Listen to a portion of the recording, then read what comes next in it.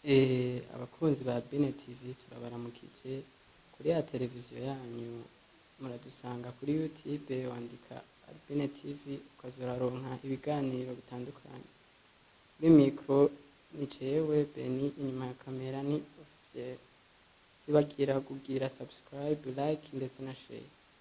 Kuri uyu munsi twari twatewe eka n'umuhanuzi ku batamuzi aridondora, ku basanzwe bamuzi naho tuca tubandanya. Ijambo ni ry'iwanyu. Murakoze, ndasuhuje n'abanywanyi ba Albine TV.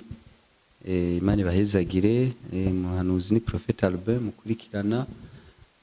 Ishengero ni Église du Saint-Esprit, Holy Spirit Church. Dukorera hano muri Rohero, Avenue Mosso, numero 25.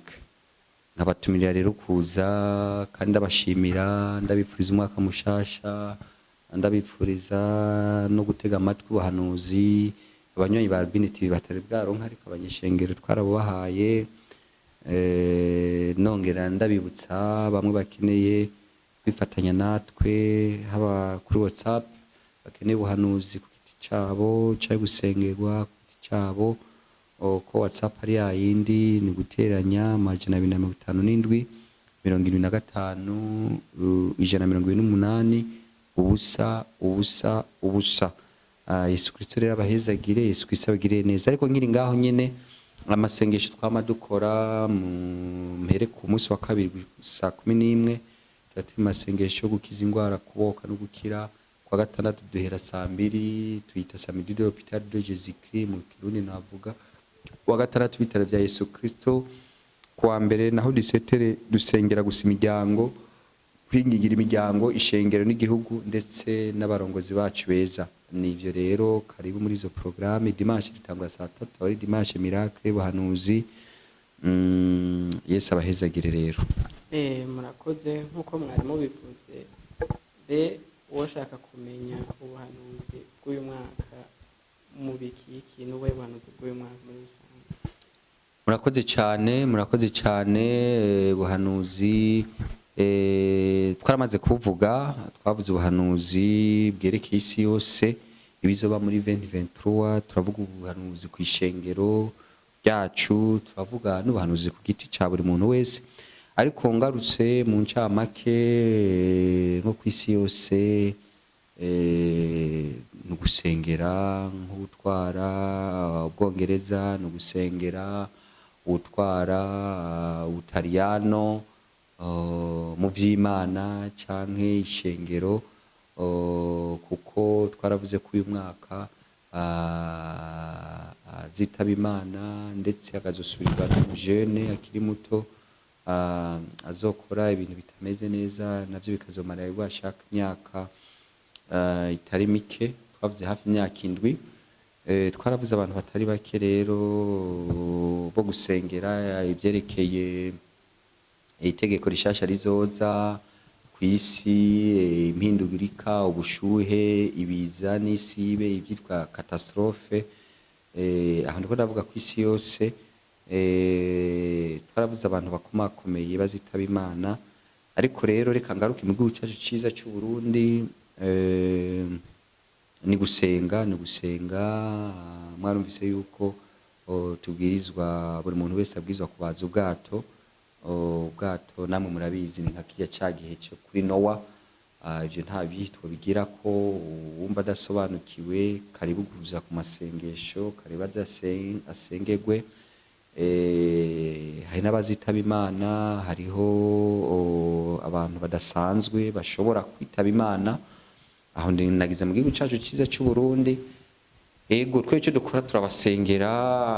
Uri kuradukwirikirana yumva ko ari mu bakomeye, karibu turamuhaye ikaze. Woza ukabaza ati ndabira ko ari jewe cyangwa ntarimwo, navyo ni vyiza cyane. Kanatsinda byo nagena kumwe kumwami Hezekiya. Murabizi ko umuhanuzi Yesaya yagiye kumubwira yuko yo kwitegura Imana igome imuhamagare, hamarafuka marasenga Imana imumongera imyaka 15. Nivyo rero ni vyiza. Ibiza n'isibe, ingwara nshasha zizoza, imiriro, imiyaga, ibintu bitandukanye, Tanganyika ikazokwiyongera amazi. Ivyo ni ibintu bisanzwe, ivyo ni ibintu bisanzwe, ariko kandi umwimbu uzokongerekana ku barimyi.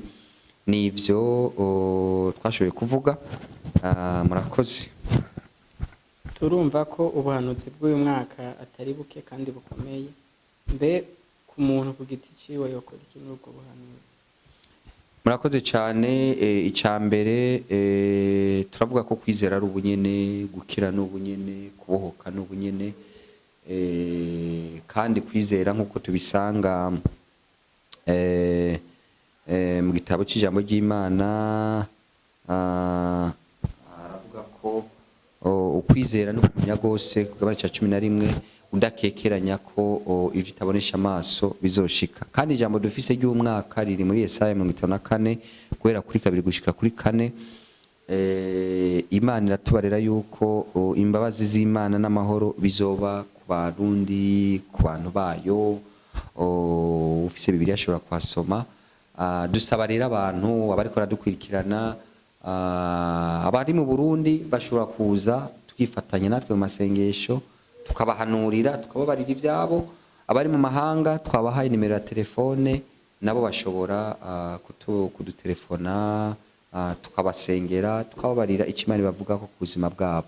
Ariko kandi twarabivuze mu minsi heze, umuntu wese ahari hose azi ko yashisha amaraso, azi ko yasahuye akiba, yokwiyeza akabeshera abantu, akarimentariza abantu, yokwiyeza yakarondera abakozi b'Imana bakamufasha, bakamubarira icyo Imana ibavugako, kuko uwo mwaka abo Imana nk'uko tubisanga byahishuriwe Yohana izobaha ingero bikwiranye. Ngo ndaje vuba, mu byahishuriwe Yohana, ngo ndaje vuba, buri muntu wese ndamuhe ingero. Ibyahishuriwe Yohana 22:12 ngo hendaza vuba nzanye ingero kugira ngo ngerere umuntu wese ibikwiranye n'ivyo yakoze. Murakoze. Twumvise programme y'ishengero ku bantu bafise abagwayi, abafise ico bashaka kubaza Imana, muzani kuri adresse nyene. Abatayumvise badufatiye hagati, musubize inyuma mukumviriza adresse. Yego vyari ivyo. Hama turabashimiye. Natwe turashimiye n'abakunzi ba Arbine TV n'abanyeshengero, abantu bose. Karibu, ivyiza birahari, cyane cyane ugwaruka. Turacavuga ca civugo cy'umuvyeyi wacu, umunwa wose uronka icyo ufungura, umufuko wose uronka amafaranga. Nukuri buri muntu wese aza muri aya masengesho ni ca civuga atahana nyene ca gisubizo cy'umuvyeyi wacu. Shalom, shalom.